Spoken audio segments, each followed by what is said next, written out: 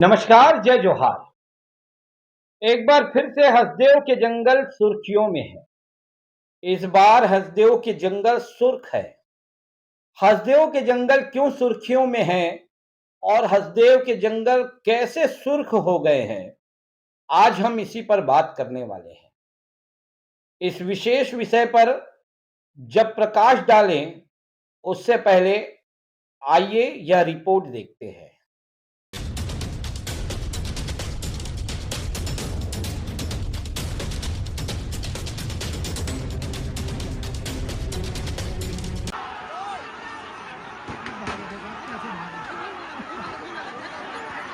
कूदा कूदा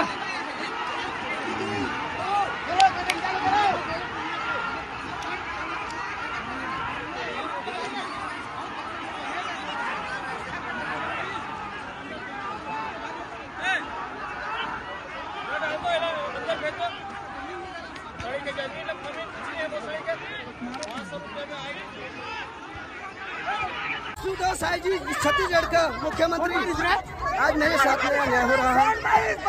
कितनी बार भी आवेदन किया, निवेदन किया, मुझे आज पुलिस फोर्स के द्वारा मार दिया गया।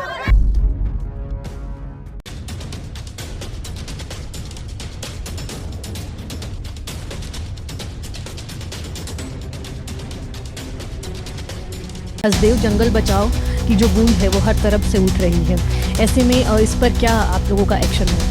मैं इसमें पूरे मामले के ऊपर देखूंगा और क्या अनुबंध रहे हैं और क्या क्या सिर्फ अपनी एक मांग को लेकर कि ग्राम सभा फर्जी हुई है, उस ग्राम सभा की जांच कराओ। तो सरकार क्यों सुनने को तैयार नहीं है? और आदिवासी मुख्यमंत्री के रहते ही आदिवासियों की पिटाई हो रही। एक तरफ बस्तर में फर्जी इनकाउंटर की भी शिकायतें आई और दूसरे तरफ अब सरगुजा में पिटाई का मामला आ रहा है।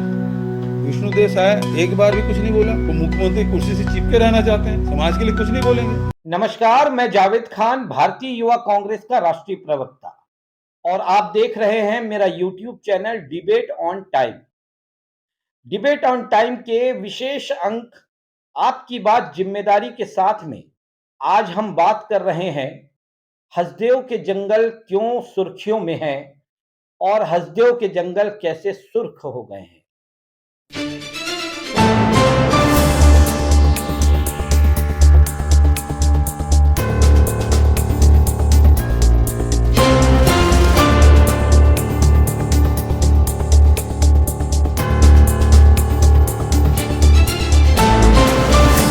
आज हम बात कर रहे हैं हसदेव के जंगल क्यों सुर्खियों में हैं और हसदेव के जंगल कैसे सुर्ख हो गए हैं।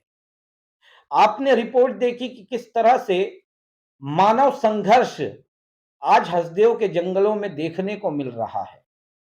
किस तरह से 2 दिन पहले परसा में पुलिस और आदिवासियों के बीच खूनी झड़प हुई, किस तरह से रक्त रंजित हुआ हसदेव का जंगल।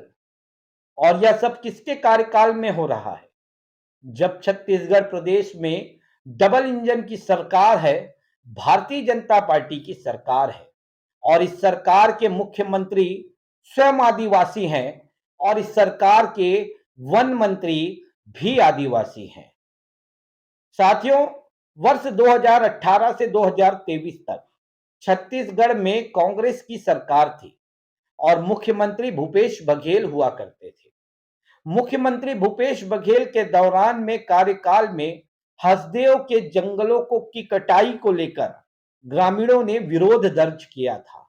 इस विरोध को देखते हुए मुख्यमंत्री भूपेश बघेल जी ने विधानसभा में एक संकल्प पास करवाया था और उस संकल्प में यह लिखा था कि अब एक भी हसदेव के वन, एक भी हसदेव के जंगल, एक भी हसदेव के पेड़ नहीं काटे जाएंगे, नहीं किसी तरह की नई लीज दी जाएगी और न ही किसी नए खदान की शुरुआत की जाएगी। इस संकल्प पत्र को पास कराने के दौरान विधानसभा में मौजूद सभी 90 विधायकों ने अपनी सहमति दर्ज कराई थी, जिसमें 14 विधायक भारतीय जनता पार्टी के भी थे। लेकिन 2023 के बाद छत्तीसगढ़ में सत्ता परिवर्तन हुई सत्ता परिवर्तन होते ही भारतीय जनता पार्टी का छत्तीसगढ़ में फिर से एक बार शासन आया। इस बार भारतीय जनता पार्टी ने छत्तीसगढ़ के मुख्यमंत्री के रूप में एक आदिवासी चेहरे को सामने लाया। श्री विष्णुदेव साय आदिवासी मुख्यमंत्री के रूप में शपथ लिए और वहीं श्री केदार कश्यप जो कि आदिवासी नेता हैं, उन्होंने वन मंत्री के रूप में शपथ ली। लेकिन इन दोनों के शपथ लेने के 7वें दिन ही फिर से हसदेव के जंगलों की कटाई शुरू हो गई। उस दौरान ग्रामीणों ने जब विरोध किया तो धन बल और पुलिस बल के सहारे छत्तीसगढ़ की विष्णुदेव साय सरकार ने उन्हें हाउस अरेस्ट किया। लेकिन अब हद तो तब हो गई है जब 2 दिन पहले परसा में जिस तरह से आदिवासियों के आंदोलन को, आदिवासियों के विरोध को कुचलने के लिए विष्णुदेव साय सरकार ने उनके सामने पुलिस बल को तैनात किया और जिस तरह से उनके ऊपर लाठीचार्ज हुई, जिस तरह से उनके ऊपर पेट्रोल बम फेंका गया, जिस तरह से उनके ऊपर पथराव हुआ, जिसके बाद 20 से 30 ग्रामीण गंभीर रूप से घायल हुए और इस टकराव में, इस संघर्ष में कुछ पुलिस वालों को भी चोटें आई। साथियों, 2 दिन पहले परसा में जो संघर्ष हुआ उसके पीछे की वजह यही है कि हसदेव के जंगलों में 2,73,757 पेड़ काटने का कार्य छत्तीसगढ़ की विष्णुदेव साय ने शुरुआत कर दी, जिसके विरोध में छत्तीसगढ़ के ग्रामीण, छत्तीसगढ़ के आदिवासी जल जंगल जमीन को बचाने, हसदेव के जंगल को बचाने के लिए आंदोलनरत हैं। लेकिन जिस तरह से अडानी और अंबानी को फायदा पहुंचाने, उनके कोल आवंटन को, कोल ब्लॉक को किसी भी तरह से व्यवधान ना पहुंचे, जिसके लिए छत्तीसगढ़ की सरकार ने पुलिस कर्मियों को यह निर्देशित करके भेजा कि यदि कोई इस पे रुकावट डाले तो उसके सर को फोड़ डालो, उसके आंदोलन को कुचल डालो, लेकिन पेड़ कटने चाहिए और सिर्फ पेड़ कटने चाहिए। साथियों, यह वही भारतीय जनता पार्टी है जो विपक्ष में रहती है तो इसे जल जंगल जमीन की भी फिक्र होती है, इसे आदिवासियों की भी फिक्र होती है, इसे छत्तीसगढ़ियों की भी फिक्र होती है और छत्तीसगढ़ की जनता की भी फिक्र होती है। लेकिन जैसे ही ये सत्ता में आती है तो इसे सिर्फ हम दो और हमारे दो की ही फिक्र होती है, जो आज छत्तीसगढ़ में दिख रहा है। मैं आगे चलकर आपको एक और खबर बताता हूं जिसमें छत्तीसगढ़ के वन मंत्री श्री केदार कश्यप ने शपथ लेने के तुरंत बाद एक निजी चैनल को बयान दिया था, इंटरव्यू दिया था, जिसमें उन्होंने कहा था कि हसदेव के जंगल को लेकर कांग्रेस सिर्फ दिखावा करती है, ठोस कार्यवाही तो हम करेंगे। मैं देखूंगा कि हसदेव के कोल माइंस को लेकर के किस तरह के ओएमयू हुए हैं और उस समय उस इंटरव्यू में उन्होंने कहा था कि किसी भी आदिवासी के साथ में किसी भी तरह का बुरा बर्ताव नहीं होगा, किसी भी आदिवासी का दमन नहीं होगा। देखिए वह रिपोर्ट भी। वन विभाग आपको मिला है और अभी वर्तमान में हसदेव जंगल बचाओ की जो गूंज है वो हर तरफ से उठ रही है। ऐसे में इस पर क्या आप लोगों का एक्शन होगा? मैं इसमें पूरे मामले को एक बार देखूंगा और क्या अनुमान रहे हैं और क्या क्या उनके बीच में टर्म्स कंडीशन है, उसको देख करके मैं फिर बाद में फैसला लूँगा। कांग्रेस सरकार भी इसका विरोध करते आई है, कटाई ना हो वनों की। देखिए, कांग्रेस सरकार ने तो दिखावे के लिए किया था और किस तरीके से वहाँ पर घटना घटित हुआ है वो सबकी जानकारी में है। लेकिन हम चाहेंगे कि हमारे वहाँ के वनवासी भाइयों के साथ में, आदिवासियों के साथ में कोई अहित ना हो। सोशल मीडिया में भी हम लगातार देख रहे हैं कि अब जो है हैशटैग चलाया जा रहा है हसदेव बचाओ को लेकर के, अलग अलग गानों के माध्यम से लोग अपनी बात रख रहे हैं और रायपुर से भी अब कई जो लोग हैं, छत्तीसगढ़िया लोग हैं, वो वहाँ पर पहुँचेंगे। ऐसे में ये विरोध काफ़ी अब जो है बढ़ता जा रहा है। मैं देखूंगा इस पूरे मामले को, उसके बाद फिर मैं कुछ कह पाऊँगा। बिल्कुल। तो हसदेव बचाओ में क्या जो है ये निष्कर्ष निकल कर आता है वो पूरी तरह से देखने वाली बात होगी।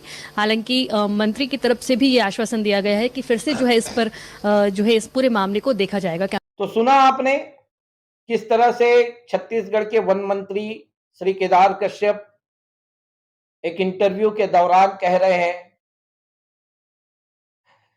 आज छत्तीसगढ़ की सरकार को बने 10 महीने हो गए। शायद ऐसा भी हो सकता है कि वन मंत्री जी को समय न मिला हो कि वो उस फाइल का जिसका जिक्र कर रहे हैं उस फाइल को वो देख पाए या वो देखना ना चाहते हो, क्योंकि यहां बात अडानी की है, यह बात मोडानी की है और अडानी मोडानी के बीच में जो आएगा वो शायद फिर मंत्री भी ना रहे। तो अपने मंत्री पद को बचाने के लिए शायद आज केदार कश्यप जी मौन धारण किए हुए हैं, मौन साधना में चले गए।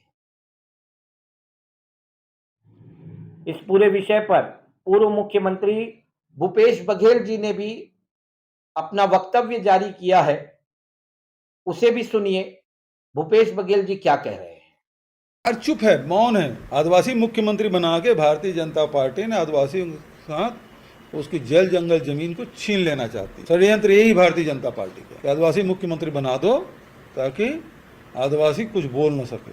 और आदिवासी मुख्यमंत्री के रहते ही आदिवासियों की पिटाई हो रही। एक तरफ बस्तर में फर्जी इनकाउंटर की भी शिकायतें आई और दूसरे तरफ अब सरगुजा में पिटाई का मामला आ रहा है।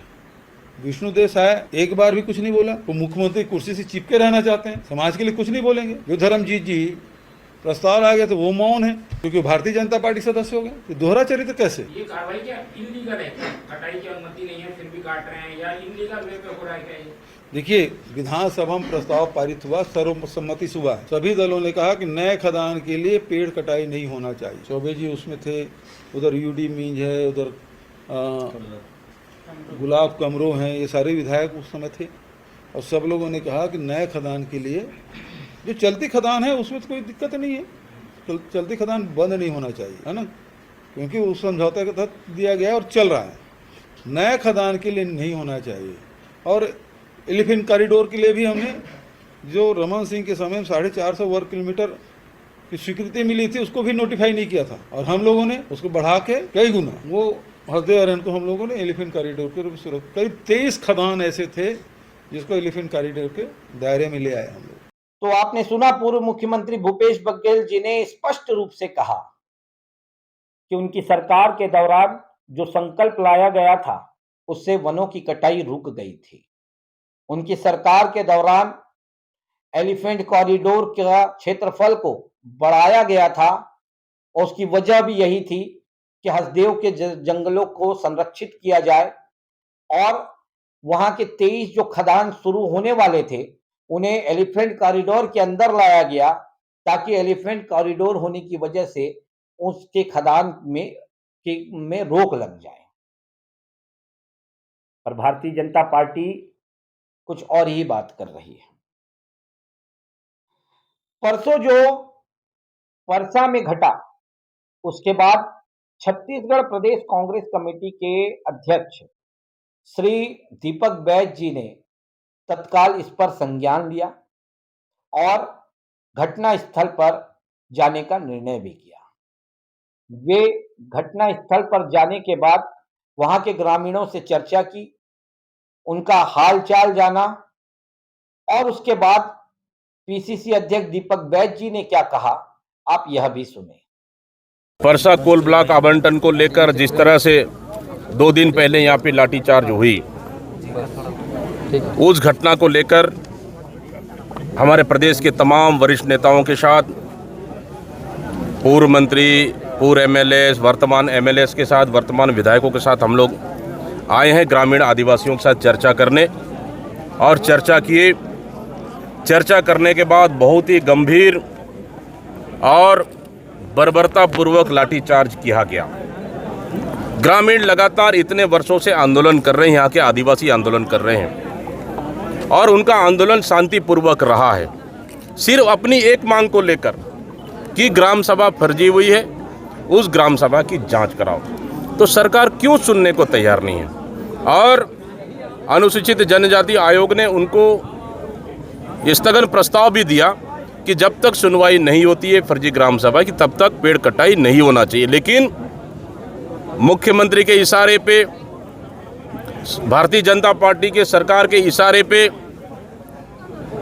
सैकड़ों हजारों की तादाद में पुलिस बल तैनात कर जिस तरह से 2 दिन पहले पेड़ कटाई किया गया और उसका विरोध ग्रामीणों ने किए और लाठीचार्ज हुआ, कई ग्रामीण उसमें घायल हुए और यहाँ तक ग्रामीणों ने कहा कि पेट्रोल बम का उपयोग किया गया और एक पिकअप पत्थर लेके आए, पत्थर से पत्थरों की बरसात हुई, कई लोगों को सिर और पैर पीठ में गंभीर चोटें आई, करीबन 20 से 30 आदिवासियों के ऊपर गंभीर चोटें आई है, पेट्रोल बम फेंका गया है। क्या ये सरकार आदिवासियों को गोली मारकर एक निजी उद्योगपतियों को कोल माइन सौंपना चाहती है क्या? शपथ ग्रहण के दूसरे दिन पेड़ कटाई शुरू हो जा रही है। आखिर इतनी जल्दबाजी सरकार को क्यों, हम पूछना चाहते हैं। ग्रामीण, एक आदिवासी मुख्यमंत्री के राज में एक आदिवासियों के ऊपर लाठीचार्ज होता है, खून बहाया जाता है, मतलब कि छत्तीसगढ़ में आखिर आदिवासी मुख्यमंत्री के राज में आदिवासियों के खून का प्यासा क्यों है ये सरकार, मैं पूछना चाहता हूं। क्या ये सरकार आदिवासियों के हत्या करना चाहती है? आदिवासियों के लाशों पर उद्योगपतियों को खनन देना चाहती है? क्या ये सरकार आदिवासी विरोधी है? क्या ये सरकार मां के नाम एक पेड़ लगाओ और अपने बाप के नाम से पेड़ को काट लो, यही नीति अपनाई है क्या? मैं इस सरकार से पूछना चाहता हूं, मुख्यमंत्री का जवाब आना चाहिए कि आप आदिवासियों के जल जंगल जमीन और खनिज संसाधन को किसको बेचने के लिए काम कर रहे हैं, किसके इशारे पे काम कर रहे हैं, मैं मुख्यमंत्री से पूछना चाहता हूं। मैं आपकी जवाब आना चाहिए, क्योंकि प्रदेश चलाने वाला भी मुख्यमंत्री और लाठी खाने वाला भी प्रदेश चलाने वाला मुख्यमंत्री आदिवासी और लाठी खाने वाला भी आदिवासी है। लेकिन इस तरह की बर्बरता बर्दाश्त नहीं की जाएगी। तो आपने सुना पीसीसी चीफ दीपक बैज जी ने क्या कहा। उन्होंने स्पष्ट रूप से बताया कि जिस तरह से ग्रामीणों का आरोप है कि कोल माइन के लिए फर्जी ग्राम सभा बैठाई गई और अडानी को इसका कार्य सौंपा गया, उसका विरोध ग्रामीण तो कर ही रहे हैं। दीपक बैज जी ने भी स्पष्ट रूप से कहा कि कांग्रेस पार्टी ग्रामीणों के साथ, प्रदेश के आदिवासियों के साथ खड़ी है और किसी हाल में भी पेड़ों की कटाई होने नहीं देगी। अब सवाल यह उठता है कि भारतीय जनता पार्टी जिसने छत्तीसगढ़ को आदिवासी मुख्यमंत्री दिया और जिसकी बड़ी वाहवाही भी उन्होंने लूटी, क्या आदिवासी मुख्यमंत्री को इसीलिए बैठाया गया कि आदिवासी मुख्यमंत्री के हाथ से आदिवासियों पर अत्याचार किया जाए, आदिवासियों के अधिकार को छीना जाए, जल जंगल जमीन को छीना जाए, आदिवासियों का दमन किया जाए? यह सवाल मैं आपके बीच छोड़े जा रहा हूं, आप जरूर इसका जवाब कमेंट बॉक्स में दीजिएगा। मेरा निवेदन है कि इस वीडियो को, हमारी इस प्रस्तुति को ज्यादा से ज्यादा लोगों तक पहुंचाएं और इसी तरह हमारे साथ बने रहें। जय हिंद, जय भारत, जय छत्तीसगढ़, जय जय बस।